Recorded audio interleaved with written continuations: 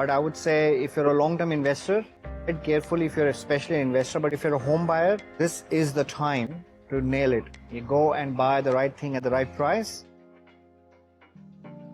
People who love work-life balance may not be the right thing to try business because that doesn't work. That's something new I'm hearing here. Usually, when people say, "Oh, I'm doing business because I want to do the work-life balance," did it work for you basically? Number one, don't be emotional for a property. The only two things you have to remember is if you can save someone time or money, you're in the business. Welcome to the Kangaroo Boardroom, a coffee table where deal gets done. Today, we have a very visionary entrepreneur as a guest on the show. He has taken a significant stride in the industry of real estate due to his innovative approach and his dedication. His company is not just successful, but also has paved a way for many aspirant entrepreneurs. So let's welcome Mr. Anubhav Aggarwal, CEO and founder of Find My Real Estate, FMRE. Welcome, Anubhav. Thank you. And thanks for joining us and also agreed to share your insights and your journey with all our listeners. So, listeners, today we're going to go through the journey of Anubhav, how he has took up this challenge to build up this new venture. What are the different things he has done to achieve this success? So, Anubhav, as many of our listeners might not know you, I would like you to introduce yourself and tell us something about your journey in building up this Find My Real Estate venture and what really inspired you to initiate this startup. Sure, thank you. So I'm Anubhav Aggarwal, as introduced, and founder and director of Find My Real Estate. We are a exclusive boutique buyers agency and independent buyers agency. What that means is that if a buyer today is out in the market looking for a property, we can help them secure the property, negotiate on their behalf, and get to the point of settling the property seamlessly for them. So traditionally, the real estate industry has only seen sellers agents. So typically you would wake up in the morning, find a property for yourself on realestate.com.au or other channels. And if you like a property, you would give a call to the real estate agent and then you'll go and do a house inspection. Whatever interactions happens with the real estate agent. Now the real estate agent, who is a seller's agent, has the best interest for the seller in their mind because that's how they get paid. So obviously the seller wants to sell the property at the highest price possible, and that's exactly why they are representing the interest of the seller to sell you at the highest price point. Right. So a lot of first home buyers, a lot of investors, people who don't know much about real estate industry can get caught with the communication and conversation that happens with the real estate agent, and they aren't able to secure the right deal at the right price. Whereas the buyer's agent is representing the buyer's interest because the buyer is actually hiring the services of Find My Real Estate as an example to represent their interest in the market. So it's a plain level field. Right. Yep. So Anubhav, it's very kind of a different field you have jumped into because I know you since last 10 years and I have seen you working as a senior manager in one of the tech company, and now you are working for the clients in the real estate industry.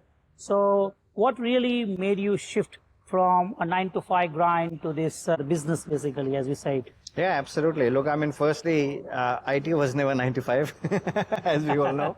It's only a word out there, but yes, there is a fundamental difference between a job and a business, for sure.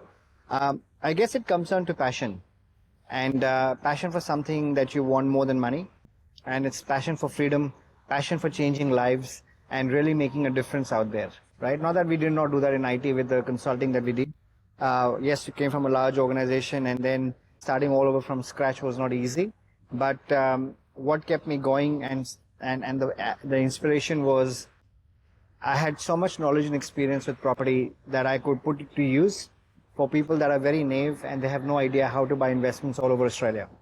And that really led to the fact that I was already helping a lot of people whilst I was still at the corporate. And a lot of people found insights into what I was sharing, what suburbs to buy, where to buy all over Australia. And they were quite wanting to follow me where I was buying my investments. So someone told me, why don't you become a buyer's agent, back in 2018. And I didn't know what that term was when I heard it. So I researched a little bit about it, and I found that it's quite interesting that there aren't many buyer's agents in this country, and it could become a very niche space, and it is still a very niche. That if this industry could shape up the way it is, and buyer agents can come up independently and represent buyers' interest, it can absolutely do magic to people's portfolio. So I took the plunge, after learning a little bit about it, getting myself licensed into it. And of course, I did do a course as well, just to get a bit of a framework around how the business would run. So just to stop here, like you said, you did some bit of learnings and kind of a research as well. So what are your kind of a primary source if our listener want to understand, or maybe they want to pursue this area? What are the different resources you might have used, which can be very helpful to if someone wants to get into this buyer's agent business? Yeah, look, like if you study accounting, you can become an accountant, right? You go to university, you do the job. Now you can obviously, formally there is obviously nothing as such available from the government perspective, but there are private companies that are running an institute that you can actually learn about buyer agency, or you can join buyer agents. A lot of people are hiring buyer agents right now. We are actually in the quest of hiring another 100 people in our company as well. So we are actually getting people to get off the ground and see how they could take this to the next level for themselves. Those who have the right skills and experience, not necessarily in the real estate, but they bring a substantial amount of skills and experience in the domain. And that can actually help people. But formally, you can get educated. And then once you've educated, you know what to do, like I did. And then go out there and go get yourself licensing and move from there onwards forward. Yeah, so as you say, like I can hear you have done a lot of research, a lot of the thoughts where usually it happens with everyone as well. Like when they trying to get into the business, they might have explored many options. You might have also explored many options into the even in this industry as well. And then was it a kind of a kind of usually you have that aha moment like, oh, that's what for me, right? So was it anything like that really has clicked you that, oh, no, this is what I should be doing? Yeah, look, I mean, I think I was looking for transferable skills, number one, whenever I was looking at a business. And this goes back to a bit of my background as well, that I really wanted to always do a business in this country, been 20 years in this country. And I did look up a lot of businesses that I could take on, a lot of franchises that I looked at. And everything seemed to have made money, but I just couldn't gel with them because I really wanted something that I currently did at my corporate, where I could transfer my skills and I would be happy. Because like I said, it has to be a passion game if you really want it to be a game changer for yourself, right? People who love work-life balance may not be the right thing to try business, because that doesn't work, right? If you are looking for something more... That's something new I'm hearing here. Usually, when people say, oh, I'm doing business because I want to do the work-life balance, basically. It is a myth. And like, hasn't it worked for you, basically? No, it isn't like that. What happens is that people think that I'm going to do a 9-to-5 job and I can replace the same amount of hours into my business, because you're starting from scratch, and especially depending on the type of business. Like for me, it was very new. I had to go back to the levels of analyst to really get everything going on my own.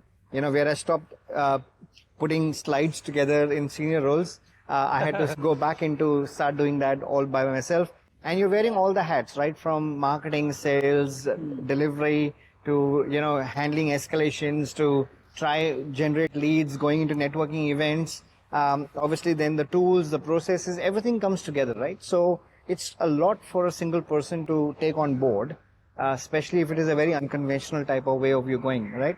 So it is a myth that you are replacing 9-to-5 exactly with a new business. It doesn't happen. There is an aspiration that you will be able to achieve the freedom on time, which happens eventually when it really becomes like a business and you're not trading your time. Yeah, so it's everywhere. Like initially you have to work hard, right, and then later on you get the fruits of those work-life balance. So maybe after working 5 years, hard 5 years, you might be now reaping those benefit of doing bit of work-life balance and Correct. See, the point is, it's not about five or two or three. It's actually when you think you can actually bring the right team into the business and they can do things that you were doing. We have an onshore team, we have an offshore team right now. So, things that I did by myself now is transitioned into the team. But that doesn't mean my work has reduced. Or I've taken on different challenges because I have an aspiration to keep growing for myself and my team. Now the responsibility is how do I get the team growing? It's not about me anymore, right? So you're now dealing with completely different elements out there.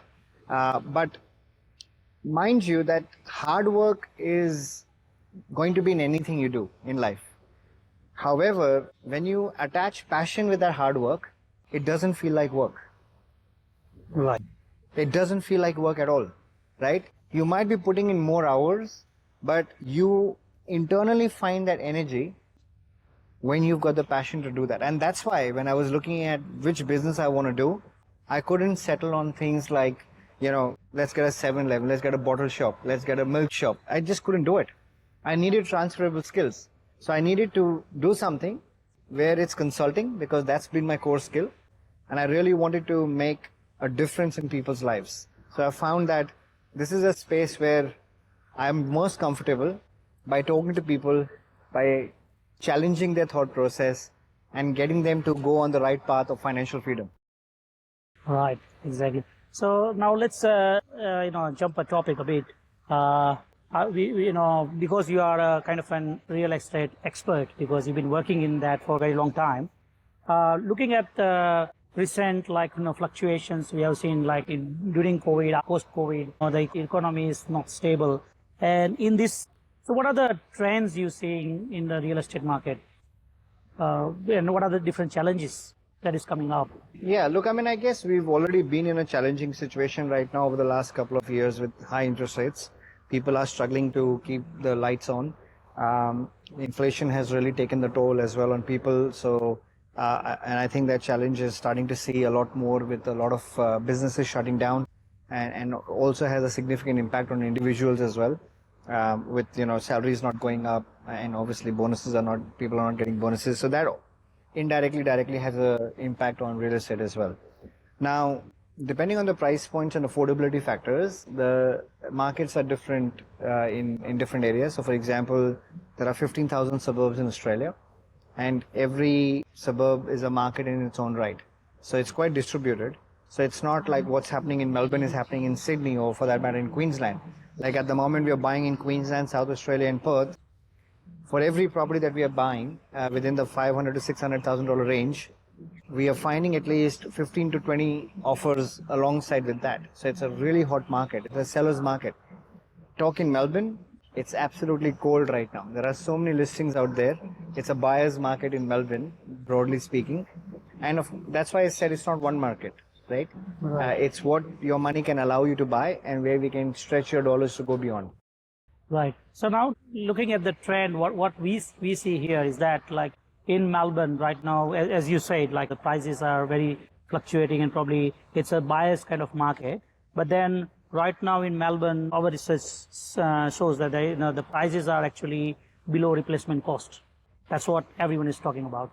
So what is your view on that? What is your advice for the investors? Whether it be good for investors or it's going to be challenging? Look, I don't think any market stays at a bottom. Melbourne has been a bit of a bummer for the last 3 years, and a lot of it is driven by government policies, and also at the same time, COVID has really hit us bad.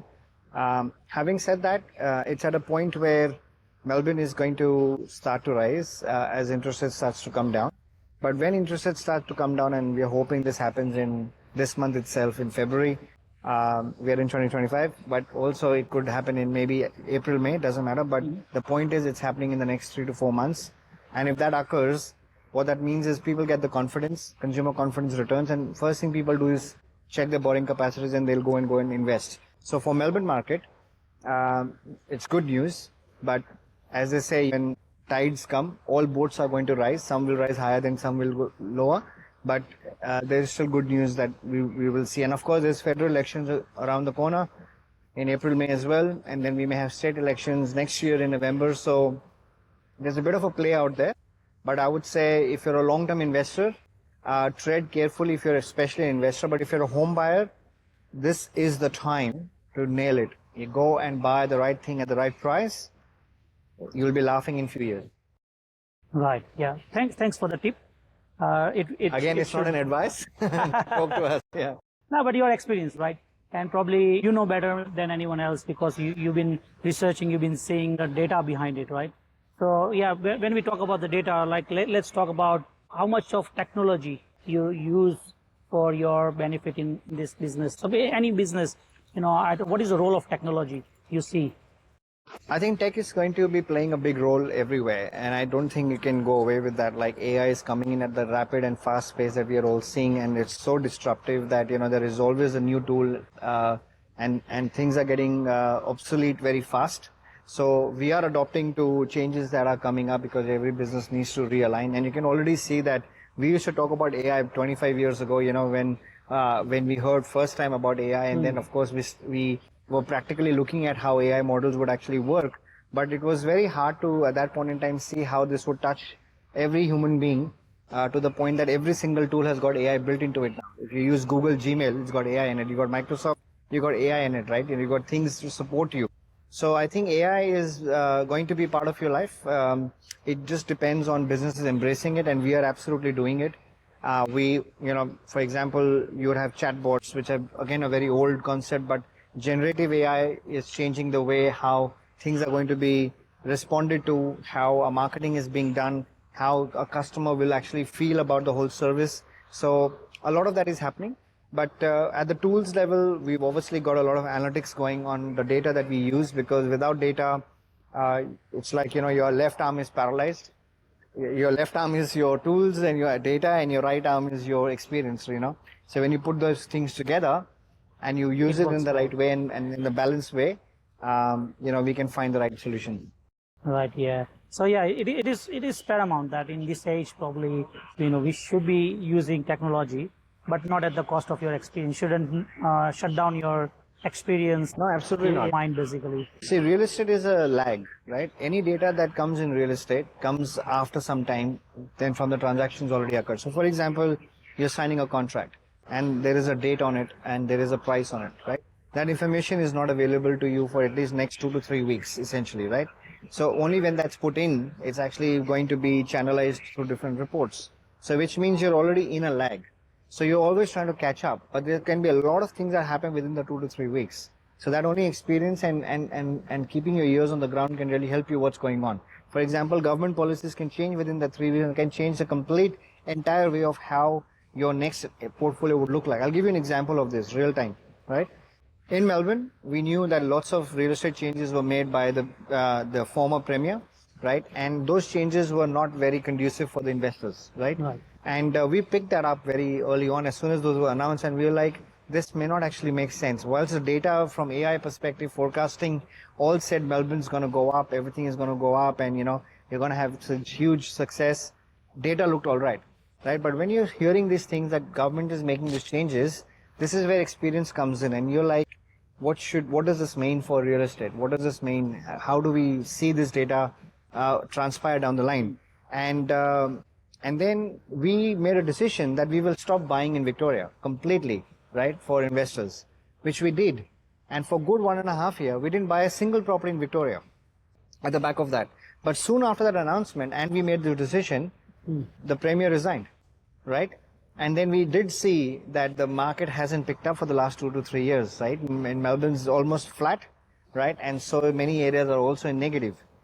So we took a good call based on my right hand, which is my experience, saying that's how it's going to transpire, right? Now the data is showing that. So you can imagine, if you don't have your right experience, right. You could find yourself in a situation where, data is right, but the timing is not right. So how do you pick that up? It's through experience. So therefore, using the experience, we made decisions, where the data was contradicting something else, but right, yeah. But now the data is showing the same thing what we comprehended then. So you can see how experience can do the magic. And I don't think data can replace experience. Yeah, and now looking at your experience, right? Obviously, I would like you to share some lessons you might have learned in this real estate industry that what are the big lessons you have learned like so far? Not each and every lessons we want to discuss here, but taking at the time and everything of the listeners as well. But at least a key lessons you have learned and which might be helpful for listeners to understand, and they might be able to get some insights into it. Sure. So first thing, because we've spoken to so many clients from age group of 18 all the way up to 75 that we have our clients, we understand the risk appetite for a lot of people. But there are a few common themes that come out, which people think that's how it is. So I'll do some myth busting right now. Number one, don't be emotional for a property, right? Doesn't matter if it's your first home, because people buy with emotions. Second, if it's investment, don't buy all your properties in the area where you live in. That might be the most comfortable thing to do because that's what you know, but it is absolutely a disaster when things don't go to plan and all your eggs are in one basket. So strategize in the right way and diversify as much as possible in different states. Number three, have the end in mind first, right? What are you trying to do with that property? Before you enter, think of an exit before you enter. So I would say, and that means not just for the property, but even if you're building a portfolio, think of what your goals are, map a strategy, and then go and execute. Just don't go on realestate.com.au on one fine morning and start looking at properties. Have a plan before you execute, right? So and you can do that both in residential and commercial. If you can elaborate a bit, like what does that plan really mean? Like what are the things they should be considering when they create a kind of a strategy? Sure. So let's take you as an example. You're a customer. Right? Let's make it real. I don't even know what you own with your portfolio, but let's make that as an option, right? Let's say your goal is to retire in few years. So if I would ask you a question, how much money do you need and in what time frame to retire on? And this retirement doesn't mean that you're going to sit at home. It just means that you're not working for your bread and butter. You've got that option created through passive income. What would that look like? What is that number? I would say, say 200,000. 200,000, okay? And what time frame? By when? 10 years of time. 10 years. So in the next 10 years, you want $200,000 replaced, right? And you have properties at the moment? Yeah, I do have. How many of them are giving you passive income? Real passive income? None. None. So what's your plan to get to 200K? So, yeah, maybe start investing and build up maybe a property portfolio, maybe a business portfolio. Correct. So it's all maybe. Maybe, yeah. What if somebody could actually come in, look at this and tell you exactly what you need to do, how you will actually map this journey and get you on that path of getting 200K in 10 years for you? Excellent. That's what we do before we end up buying something. Right. So there is no maybe. Right. So you basically help them to, plan it and say step by step, how you gonna, start building up your passive income. We're strategizing. Right? We're building a plan around it for you. So you exactly know how this is going to transpire for you. Correct. Does that make sense? Makes sense. Correct. Right? So what happens? Start from the top. Think of the exit before you enter. And you got to always evaluate your current portfolio that you have. Is this even serving me? Right? Is this even growing at the rate that it should? A lot of people just forget and think over the next 20 years, set and forget. Doesn't work anymore. Life is not going to be consistent or constant anytime, right? Every 5 years, we've got some of the things that we can't control. Like we've had GFC, now we've had COVID. Every 10 years, there are these pandemic type of events that are happening in our life, which is going to take you by storm. So you can't live on a 20-year plan like that. You got to have a strategy that's agile enough to make things work for you, and you've got to evaluate it every year. You have to learn through an opportunity cost. Is my portfolio doing the right thing? Is it still serving me? Maybe it served 5 years ago when you bought that property. Is it still serving me? Is it still growing? Or am I just keeping it because I'm emotional about it? We see these problems every single day, right? So that's exactly my tips on it. Don't get emotional, right? Think of an exit before you enter. Diversify as much as possible and have a plan and a strategy that's going to serve you in the end goal. Very, very nice actually advice here. And I hope it will help many of our listeners. Now looking at your personal journey, right? So you have already transited from a normal job into the business or startup, you become an entrepreneur. So what are the three? I would not ask you to give me a million, but at least a three core aspect of doing a business or being an entrepreneur that is kind of a must, right? So you need to have these three. If one of them is not there, it's a recipe of failure. So that kind of three very essential must-have aspects I want to know, which each and every entrepreneur need to have. Again. Sure. So I would say purpose. Second, I would say passion. And third, I would say mindset. Right. So, yeah, elaborate, please. Okay. I want to understand. I guess the purpose needs to be bigger than you. It cannot just be that I want to replace my income, so I want to do business. It cannot be that.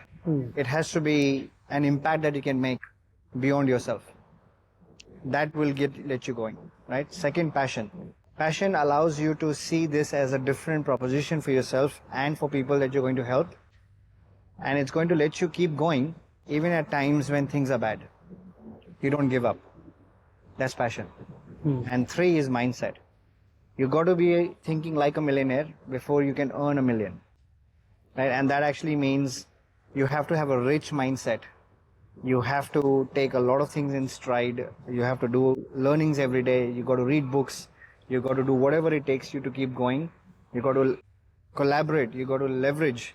You got to build the right teams for yourself. You got to go out there, be out there, consistently do things and execute your plan. A lot of people plan, a lot of people think they have ideas, but they can't execute, right? So you really need a good execution plan, and you should be able to execute your plan before you can be successful. So, Anubhav, according to you, what is the best execution plan?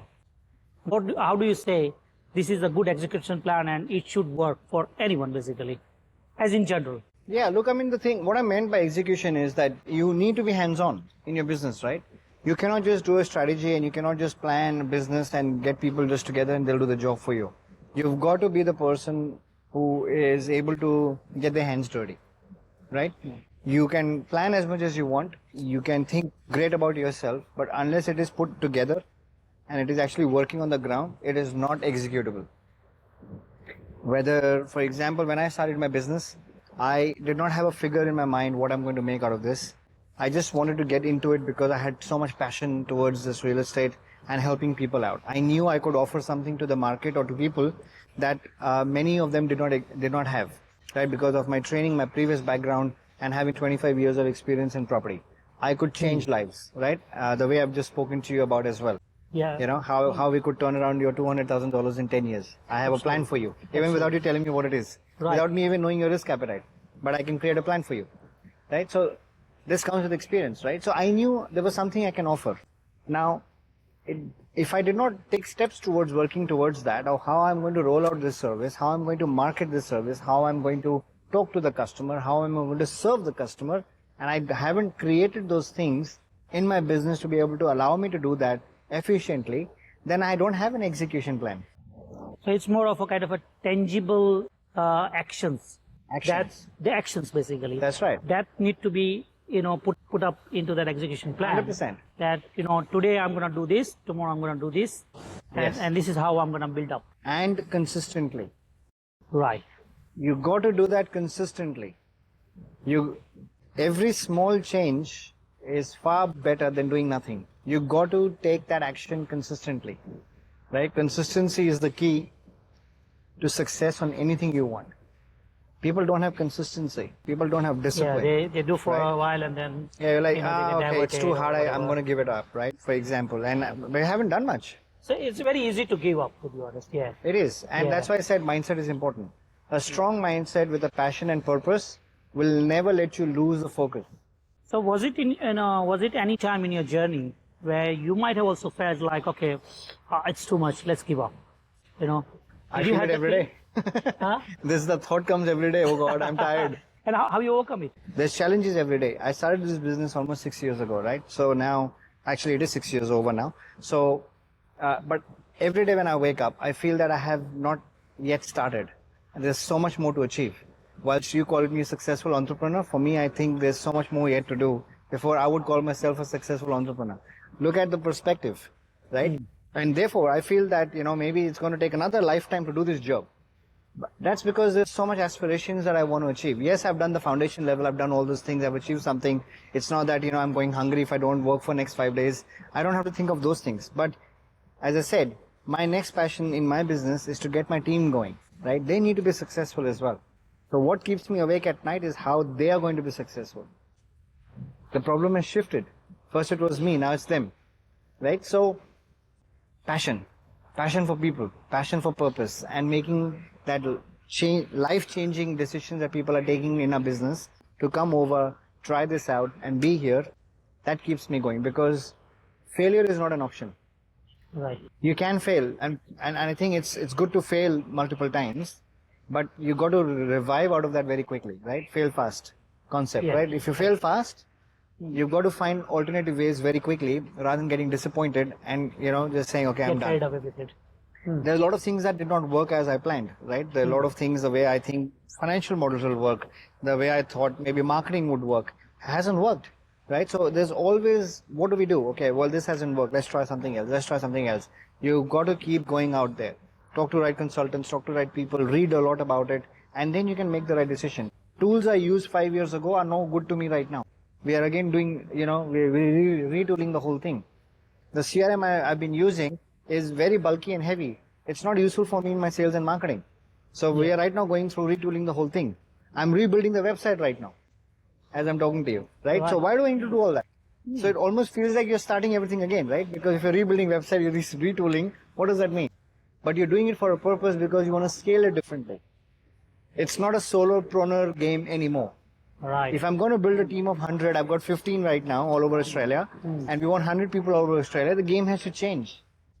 Right. Things have to change. It cannot be the same what happened 6 years ago. These are the kind of thoughts that really keep pull you out of that crowd, basically, right? To become a good entrepreneur or become a good businessman. What I also see from what you're saying is that to have the thoughts, to have that zeal, probably your purpose also need to be pretty good enough. That's that right. can really drive you, right? 100%. So what sort of purpose you have thought about? Because I know it's not that one day it become a dream and you just put up 2 sentences as a purpose and you start working on that, because that's not gonna take you long, isn't it? So, what should be there in that purpose, right? That really can drive anyone. So what I'm trying to drive here is that to understand that what sort of purpose you should have that can drive you for the long.